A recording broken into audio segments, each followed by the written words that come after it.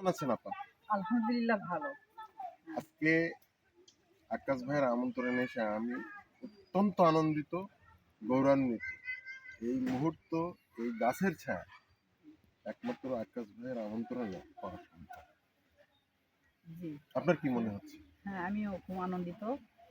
এই আকাশ ভাইয়ের মতো এরকম উদার মনের মানুষ, মানে উদার মনের মানুষ এরকম যদি আমাদের সমাজে থাকতো তাহলে আমাদের সমাজটা এরকম হতো না, বুঝছেন? আমি দোয়া করছি আকাশ ভাইয়ের জন্য, আল্লাহ ওনাকে দীর্ঘজীবী করুক, উনি সুস্থ থাকুক, এটাই আমার কামনা। প্রত্যন্ত অঞ্চলে থেকে জি সাহিত্য নিয়ে চাষাবাদ করা জি জি। কোনো কিছু পাওয়ার আশা না, কিন্তু না, আমাদের তো কোনো এইটা পাওয়া আসা নেই। এইটা রাষ্ট্রীয়ভাবে স্বীকৃতি দেওয়া উচিত।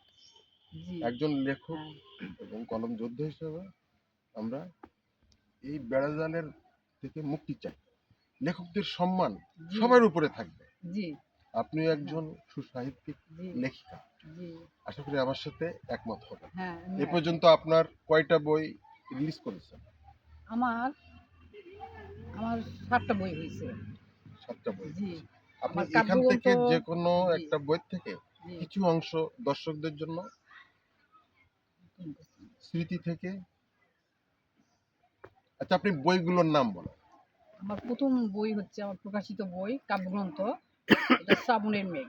এই বইটা আমার যখন প্রকাশ হয়েছিল তখন আপনার এই নওগাঁরই আপনার ইয়ে আর কি প্রকাশক, উনি নওগাঁ থেকে 9টা লেখকের বই নিয়ে কলকাতায় গিয়েছিলেন। আপনি নওগাঁর জি, লেখিকা।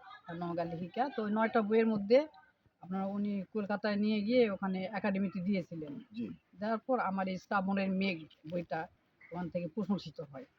কিন্তু আর আপনাকে তার থেকে আমি অনুপ্রেরণা আমার সৃষ্টি হয় যে আমি আরো লিখবো বা বই প্রকাশ করব, এই নিয়ে আমার। শ্রাবণ হ্যাঁ, মেঘের নামকরণটাকে আপনার, না আপনি কোথা থেকে না বার এটা করেছেন? আমার নিজের, এটা একটা কবিতা আছে আমার, শ্রাবণের মেঘ একটা কবিতা। কিছু অংশ মনে নাই আমার, স্মৃতি থেকে অনেক লেখা তো অনেক মনে নেই। লেখা মনে আমরা থাকে না। কি জি, এটা রকমারিতে পাচ্ছি এটা নাকি আমার তো, বাংলা এটা একাডেমিতে মনে করেন যে বইমেলায়? এটা এখন তো আর মার্কেটে পাওয়া যাবে না। এটা আপনার যেখানে যেখানে আমি দিয়েছি আর কি, যেমন ধরেন যে এটা রাজশাহী। আপনার ভিজিটিং কার্ড।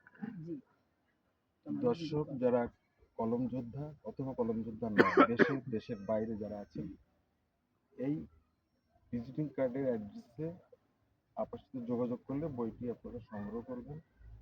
পাশাপাশি আপনাকে ব্যথার ফুলদানি আমার ইউটিউব চ্যানেল জি বেশি বেশি সাবস্ক্রাইব করবেন।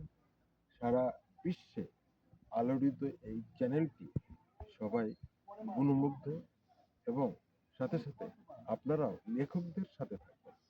আপনারা জানেন, শুনছেন গান, আমাদের লেখা কবিতা যখন গান হয়, কিন্তু আমাদেরকে কেউ স্মরণ করে না। যে ভোকাল দিল ওকেই স্মরণ করছে। এই মুদ্রার এপিটোপিট, এটা কাম্য নয়। একটা কবিতা লিখতে হলে সোনার চেয়ারে বসছেন যে উনি লিখছেন না, অথচ এসির রুমে বসে উনি কিন্তু আমাদের কবিতা গল্প গান শুনে খুব উল্লাস করছেন। শুরুটা কেউ মনে রাখছে না। আমি যদি বলি আম দুধ একসাথে হয়, আমের আটিটা কিন্তু বাগানে যায়, ওই আটি কিন্তু ওকে ধরে রেখেছিল আজীবন। এই উচ্ছিষ্ট শব্দটা সাহিত্য অঙ্গন থেকে বাহির করে দিতে চাই। সরকারের কাছে আবেদন, আকুল আবেদন, লেখকদের পাশে থাকবেন। আপা আপনাকে জি। অনেক ধন্যবাদ। বেতার আপনাকেও ফুলদানি ধন্যবাদ। আমার এই চ্যানেল থেকে। ধন্যবাদ, আপনাকেও অনেক ধন্যবাদ। ভালো থাকবেন।